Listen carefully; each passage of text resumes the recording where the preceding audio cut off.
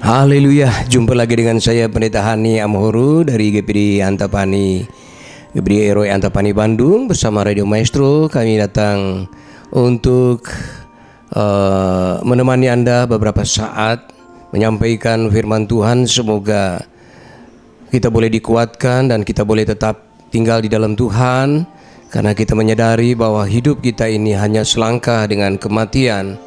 Mari saudara, sebelum itu terjadi, mari kita benahi hidup kita. Untuk itulah saya ingin sampaikan sebuah ayat untuk saudara sekalian, untuk menguatkan iman percaya saudara. Dan bagi mereka yang belum percaya, saudara buka hati, terimalah, karena ada jaminan daripada Tuhan untuk setiap kita. Di dalam Roma pasal 8 ayat yang ke-29, saya bacakan untuk saudara sekalian.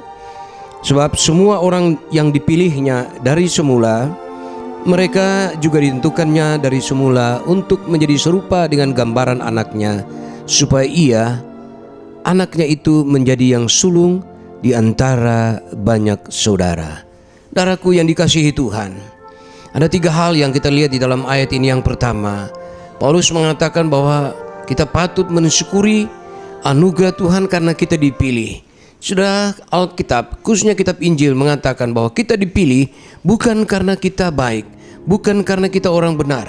Roma pasal 5 ayat yang ke-6 sampai ayat yang ke-8, tatkala kita masih lemah, tatkala kita menjadi orang durhaka, ketika kita masih berdosa, Tuhan memilih kita untuk menjadikan kita anak-anaknya, menjadi kita kudus di hadapannya. Itu seperti dikatakan dalam Efesus pasal 1 ayat 4 dan ayat yang ke-5, kita dikuduskan di hadapannya dan kita menjadi anak-anaknya. Ini patut kita syukuri.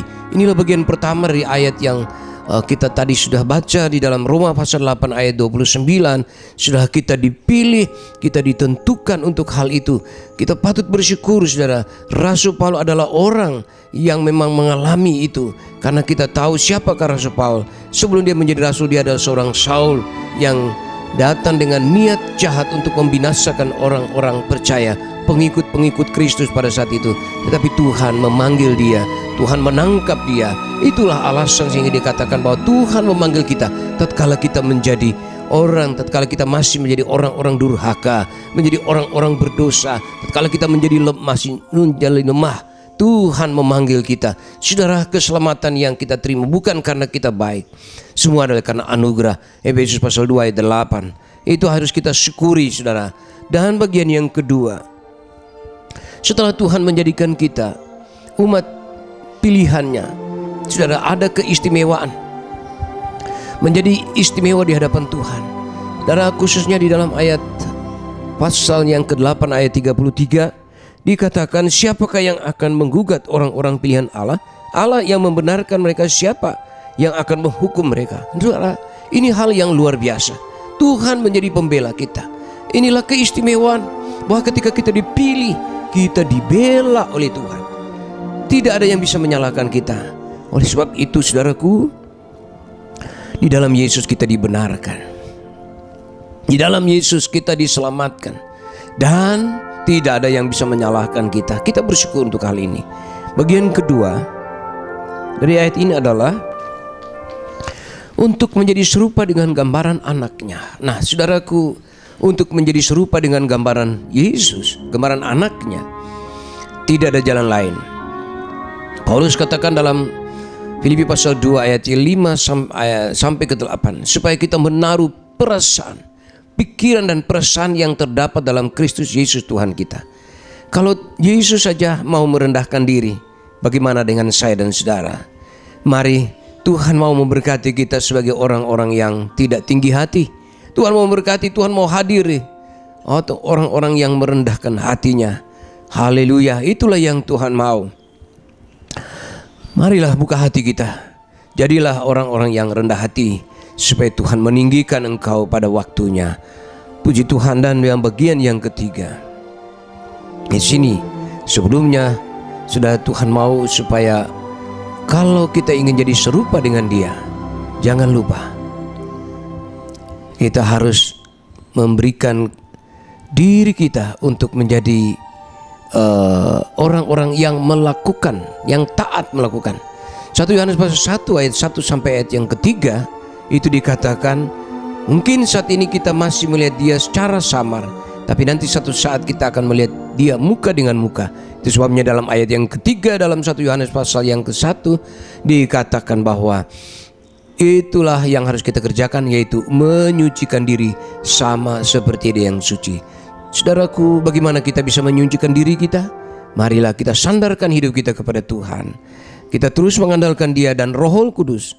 Ingat, Yesus berkata di dalam Yohanes pasal 15 ayat yang ketiga, kamu bersih oleh karena perkataanku.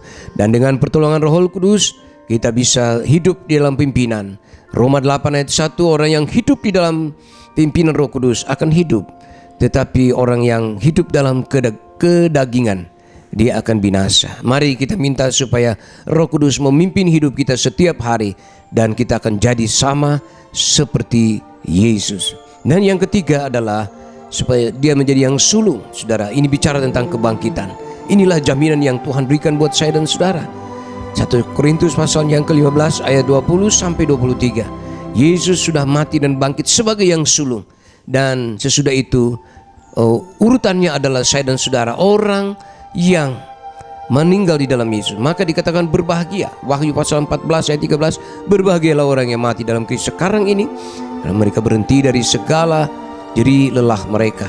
Berbahagia karena apa, saudara? Pada waktu kedatangannya kedua kali, orang yang mati di dalam Yesus akan dibangkitkan. Dan orang yang hidup pada saat Tuhan Yesus datang, mereka akan diangkat, diubahkan. Dan ada satu pertemuan, satu reuni yang luar biasa terjadi di angkasa. Saudara, itulah jaminan bagi orang yang di dalam Kristus. Saudara, berbahagialah Anda dipilih untuk dikuduskan, untuk diselamatkan, dimuliakan, dan saudara istimewa di hadapan Tuhan. Nah, bagaimana dengan saudara? Apakah saudara jadi milik Kristus? Kalau belum, saudara, hari ini jangan tunggu. Mungkin besok terlambat bagi saudara. Jadilah, terimalah Yesus sebagai Tuhan dan Juru Selamat. Engkau dipilih dan dijadikan anak-anaknya, dan engkau diajarkan untuk menjadi serupa dengan Dia. Lalu engkau akan mendapat jaminan, yaitu mengalami kebangkitan, yaitu mendapatkan kehidupan kekal bersama dengan Yesus. Yesus berkata, di mana aku berada, kamu pun berada. Tuhan menjamin keselamatan kita. Tuhan mau supaya kita bersama-sama dengan Dia di dalam kekekalan. Kiranya Tuhan memberkati kita semua. Yang belum terima Yesus hari ini, kesempatan bagi saudara, jangan tunggu besok. Bagi kita yang sudah terima Dia, tetaplah di dalam langkah kita, setia terus sampai akhir hidup kita. Tuhan Yesus memberkati. Amin.